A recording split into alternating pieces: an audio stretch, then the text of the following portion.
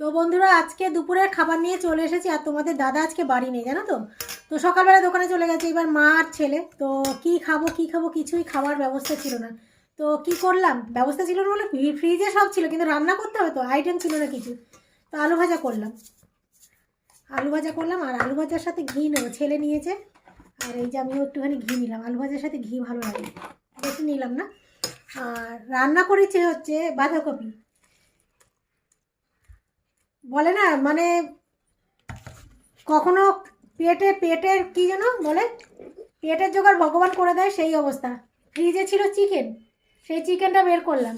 এই যে চিকেনটা এখানেই নিলাম, আজকে পাত ভরেই নেবো, আজকে যা হওয়ার হবে। আরেকটা খাবারও জোগাড় হয়ে গেছে, ব্যবস্থা হয়ে গেছে। এই যে ছেলে সকালবেলা সাইকেল সারাই করতে গিয়েছিল, তো আলু কবলি নিয়ে এসেছে, তো আলু কবলি দিয়েও ভাত খাবো।